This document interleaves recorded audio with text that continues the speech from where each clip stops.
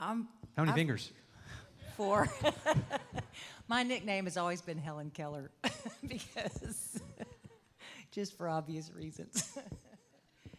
Well, Michael, someone who didn't write their name on their card, so I can't give them credit for this. Actually, Julie Graves from White Salmon, I think is who it is, asked, what do you see, or what would you have been had you not been a singer-songwriter musician? Any idea? What was your backup plan? Yeah, I was, my childhood was a bit unique because not only was I a musician, but I was an athlete. I was a bit of a jock, and my desire was to play professional baseball, and I wanted to play for the Cincinnati Reds, and then got to 15 and didn't make the All-Stars, and my passion really changed from swinging the bat to playing the piano, and now that I look back on it, I probably wasn't good enough to be a professional baseball player, although my dad would say otherwise. And all the guys and my dad's friends in my hometown of Canova, West Virginia. But I would say that if I had to choose something, I think that if I wasn't doing music, I would be involved somehow in youth ministry because I love kids. I still love kids to this day, and maybe that's a big part of why I have Rocketown. It's the teen club in downtown Nashville, and I especially have a heart for the disenfranchised kid, the kid who has a very really tough and not a normal childhood. And so if I had to leave today, if I had to quit, I would maybe I'd just go be on staff at Rocketown. So you're a big baseball fan. San Francisco. And is that so? What were you doing in mid-October in 1989? Yeah, that's a trip, isn't it? Yeah, but I don't think most people know what you were doing. Well, I was on the Eye to Eye tour, and I had 2 days off, and I was scheduled on my 2 days off to go to L.A. and be a part of, which I think you were too, the Lou Rawls special, telethon special. And then after doing that, I was to fly up and meet my good friend, who's a pastor to musicians named Michael Guido, my Italian friend. And strangely enough, on that third game, if I'm not mistaken, of the World Series, there were 2 friends of mine, personal friends, that were pitching for the Oakland A's and the Giants. Storm Davis for the Oakland A's and Donnie Robinson for the Giants, Donnie and I went to school together. He was a year ahead of me. So I thought that was so wild, but we'd gotten very close to Storm, and so Storm invited me, and I brought Guido. And so I remember we were on our way to the park and thought it was a very strange day because the wind wasn't blowing in San Francisco. And Guido, my friend, who's extremely, he prays all the time. And we were late for the game, so he was praying that God would hold up the game. Till we got there. So we're in this cab, and then we start to pull up this light, and all of a sudden the telephone poles started going boom, boom, and the car started rocking, the lights swinging, and Guido's back there going, "Thank you, Jesus, thank you. Held up the game, And then the radio went dead, and it got quiet, and I'll never forget the driver turning, because we were only 5 minutes from the park. He turned around and said, "Guys, that was a big one." And we actually went on and got to the park, walked into the park, and watching everybody stand up, and everybody's with all their little, Walkman TVs or whatever, I knew that we were not going to be playing baseball that day. And to actually walk onto the field and be there with Storm and Donnie, and knowing that this is what I wanted to do my whole life, and here I am on a historical day when there's not going to be a baseball game. We've had honestly a horrific day for many people. A lot of people were killed, very sad.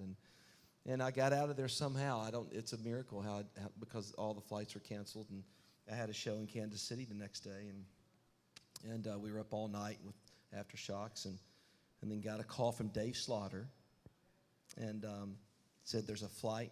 It was like 6:05. He said there's a flight at 6:55. It's the only flight leaving LAX, and it's from LAX to Kansas City. And so I remember when I got off the plane in Kansas City, we were the first flight out, and there were 30 or 40 cameras wanting to interview us, not because of my concert, because they wanted to hear firsthand what the experience was. So that's my earthquake story, 1989. So. And I don't know if you may not remember this, but I was promoting a concert with you that month at the Oakland Auditorium Theater or Arena, and we had pretty good ticket sales. About 10 days after the earthquake, an usher guy calls me and says, "John, do you know that the the building is shut down, red tagged. And I go, no, I didn't know that. The building didn't call me and tell me that, their water pipes were broken. They couldn't have the concert there within about a week later when we were supposed to have the concert.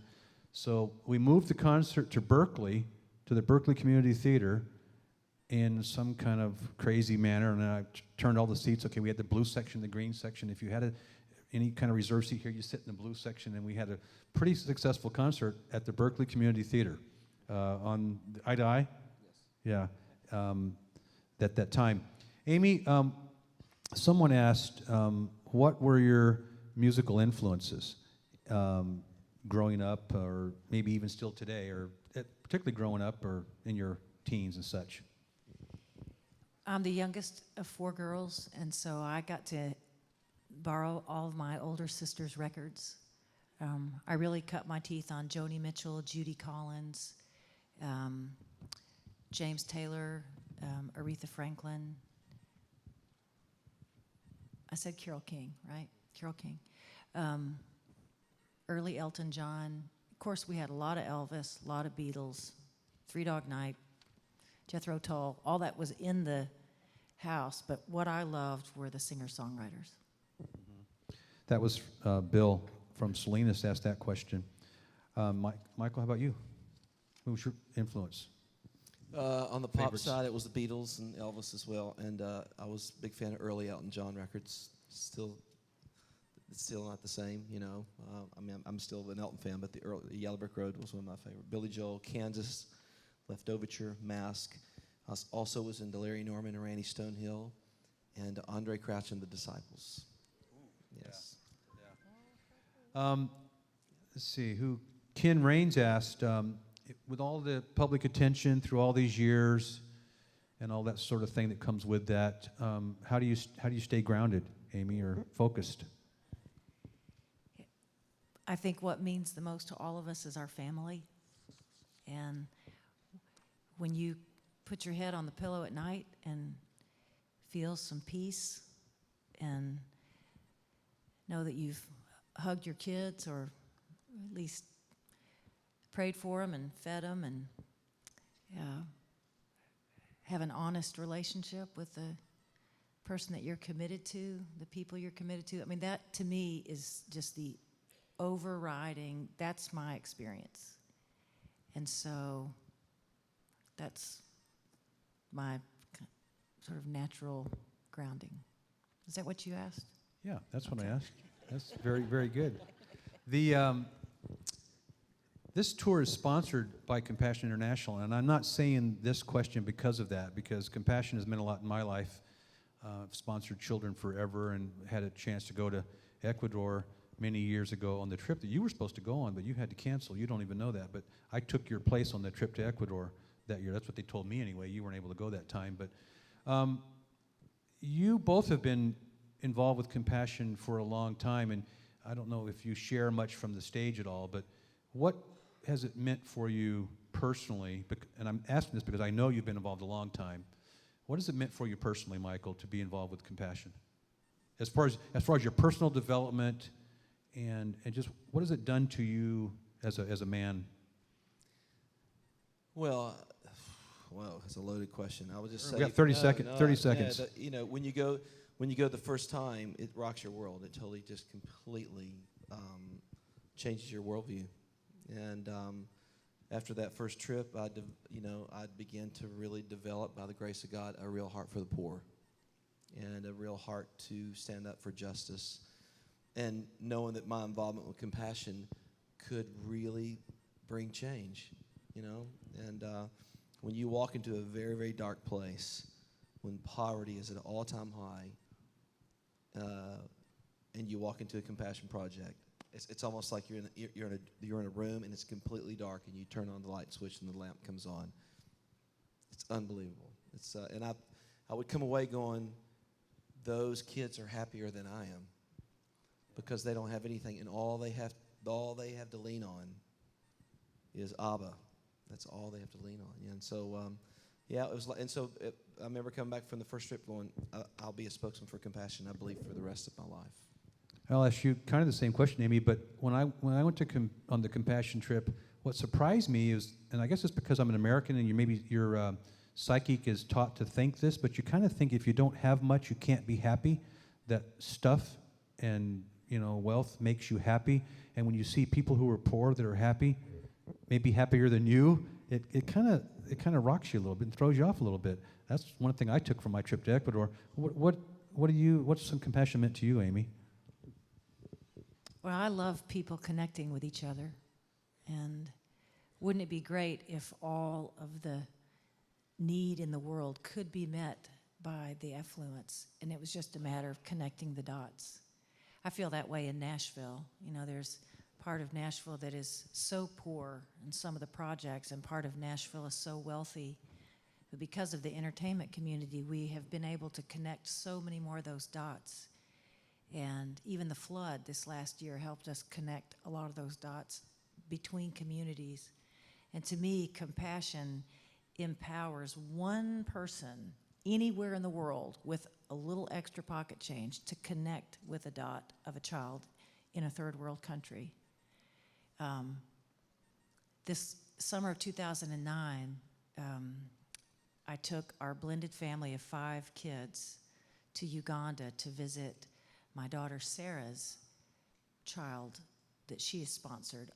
Not that much younger than Sarah herself, but she sponsored Alex since he was in grade school. And so we're, most of my kids' faith experience has been in church or in community of people they know. And, but they've never seen a situation that the only hope was in Jesus. The only hope. And I think that's what they really came away from that experience, just seeing the joy of people that didn't have much. Sometimes stuff is a real burden. It's just more to take care of. It's such a distraction. Don't you feel that way when you're trying to straighten your house? You think, man, I think when we live on a bus on tour, there is so little to maintain. I just pull up the comforter on my bunk and close the curtain, and that's it. And at home, there's so much to maintain. You just miss a lot of life maintaining your stuff. And that was a real lesson that we learned going to these countries that didn't have much but had great faith. Well, I appreciate you guys for being such strong advocates of compassion. I think it's a very important thing to do, to go beyond yourself. I think I've got a question here that's a good wrap-up question because we have to get the house open for the folks that are outside. How have you seen, this is a great wrap-up question by Lisa from Roseville. How have you seen God use your music to impact others for Christ here and abroad? I mean, that's a big question. What would you say to that? You know what? I had this question somewhat asked this morning on the radio. I mean, one life change is worth my whole career. And when you have somebody who put the gun down, who was going to commit suicide, and heard your song and gave their heart to Christ, it's worth the whole career. So and then I think our music is full of hope and encouragement, and it's a lifeline for a lot of people. Why I got picked, I don't have any idea. I'm not really anything that special. There's a whole lot more talented people than I, but I was chosen to write melodies and sing songs about the Father heart of God, and it's an honor for me. It really is. I'm grateful every day. I pinch myself, it's an honor to be with you. And you know what? God is no respecter of persons. Some people were made for the stage. Some people were made just to serve the little old lady around the corner from where you live. And we all play a part in building the kingdom. So it's an honor just to even have this time together. Thank you.